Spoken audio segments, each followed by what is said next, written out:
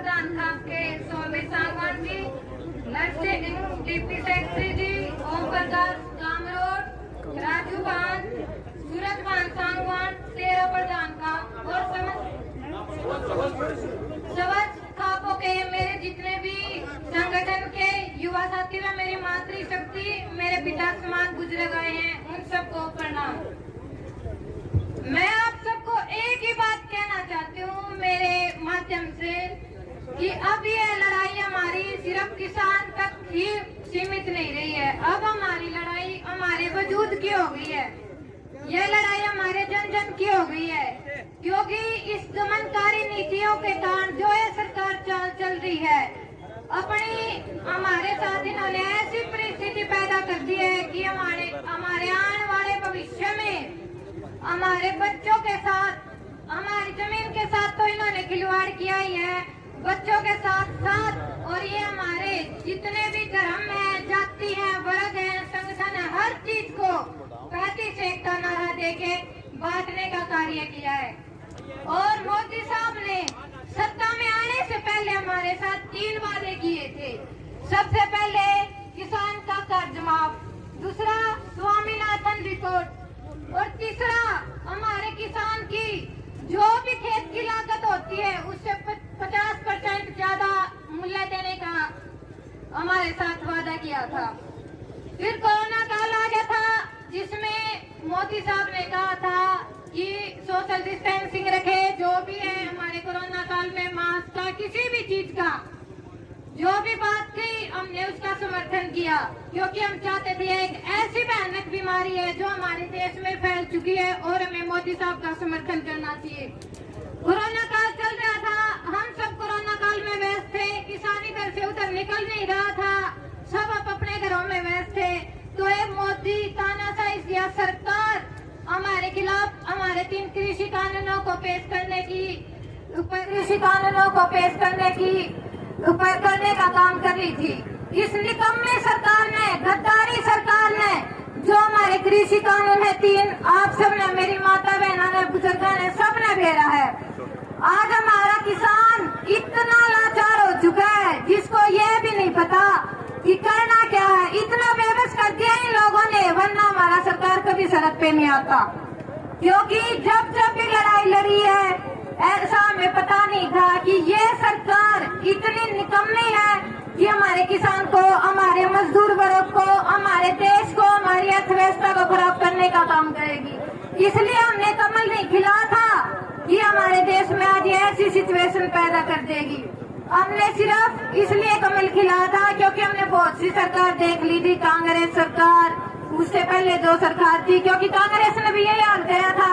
हम चाहते थे कि हमारे देश की अर्थव्यवस्था सुधरे, हमारे देश में विकास हो। ऐसा कुछ करने का काम नहीं किया। इस जुल्मी सरकार ने कृषि कानूनों को पेश करके हमारा ऐसा हाल कर दिया है, आज हम ना मरते ना जीने के लायक रहे। मेरे किसान भाई बॉर्डर पर 300 शहीद हो गए। आज हमारा ऐसा समय आ गया है, क्योंकि हम जीते हैं तो हमारी मातृशक्ति, जितने भी हमारे भाई हैं, हमारी जमीन के कारण जी रहे हैं। ऐसा तो नहीं है हमारे समाज में, हर घर में हम कोई नौकरी बने। आधे से ज्यादा मेरी जनसंख्या मेरे प्रदेश की ऐसी है जो हमारी जमीन पे निर्भर है। इसलिए हम मोदी को बताना चाहते हैं कि हमारे साथ ऐसा ना करे, क्योंकि अब हमारी बर्दाश्त करने की सीमा समाप्त हो गई है। और इस तानाशाही सरकार को इसका यह अंदाजा नहीं है कि हमारा किसान आपको गद्दी पे बिठा भी सकता है और इसी गद्दी से उतार भी सकता है। तो इसलिए इस तानाशाही सरकार को, इस जुल्मी सरकार को यही बताना चाहते हैं कि अब हमारी सीमा शक्ति समाप्त हो गई। और रही बात खट्टर की, तो खट्टर का तो भाई सौदा कीमे को नहीं, इसका तो सिस्टम ही खत्म हो लिया। जब तो प्रदेश में आया, सोचा तो था कि हमारे प्रदेश की माननीय मुख्यमंत्री जी रीढ़ की हड्डी हैं, जो हमारे प्रदेश को सुधारने का काम करेंगे। इसने करा कि हमारा भाईचारा जितना भी है सारा अलग अलग वर्ग में बांट दिया, दंगे फसाद करवा दिए, हमारे किसान भैया पर लाठीचार्ज करा दिया। आज तक एक भी काम ऐसा नहीं खट्टर ने जो कि भी यो काम सराहनीय होगा कि मुख्यमंत्री जी गद्दी पर बैठे और उसने एक काम भी संपूर्ण अच्छा कार्य करा जो हमारे युवाओं को या हमारे प्रदेश का भला हो, जिस काम खातिर। जब जब जुल्मी जुल्म करेगा सत्ता के गलियारों से, चप्पा चप्पा गूंज उठेगा इंकलाब के नारों से। और मैं आपको बताना चाहती हूँ 26 जनवरी के दिन मैं पहली महिला हूँ जिसके ऊपर हमारे देश में, हमारे प्रदेश में केस दर्ज हुआ है।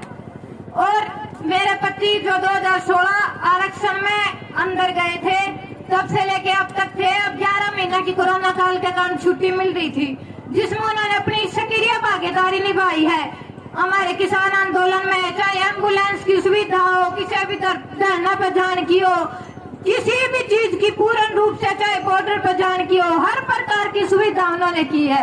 और फिर भी सरकार ने तब ये पता चल गया कि बाप तारे काबू में नहीं आन का, जाके उल्टा भीतर घेर दिया। रही बात 1-1.5 महीना तो मैंने बाट देखी, चलो मगा कोई नहीं बाहर काट देंगे। फिर इन्हें मेरे ऊपर केस ला दिया 26 जनवरी का। लेकिन ये मैं चुप बैठने वाली नहीं हूँ क्योंकि मैंने ही बेरा पाट गया। मेरे पति ने एक बात कही थी, मैं तो सपना अधूरा छोड़ चला हूँ, ये भी सपना न तना पूरा करना है और वो सपना मैं पूरा करके रहूंगी। और सबसे लास्ट बात मैं बताना चाहती हूँ कि जितने भी मेरे युवा मातृशक्ति है, मेरे युवा है, बुजुर्ग पिता समान है, वो एक मेरी मातृशक्ति को आगे लाने का काम करे क्योंकि आज हमारी मातृशक्ति बहुत कम है। सबके घर में माँ है, बेटी है, बहन है, सबको बस आंदोलन के लिए जागरूक करो क्योंकि जब तक हमारी मातृशक्ति की कमी रहेगी तब तक भी हमारा आंदोलन बहुत कमजोर है। क्योंकि जब जब इतिहास रचा है, कोई भी इतिहास उठा लो, रानी लक्ष्मीबाई है, कोई भी है, तो हमारे देश में जब जब मातृशक्ति हमारे युवाओं के साथ, बुजुर्गों के साथ कंधे से कंधा मिला के रही है तो हमारी जीत निश्चित हुई है। जय जवान, जय किसान।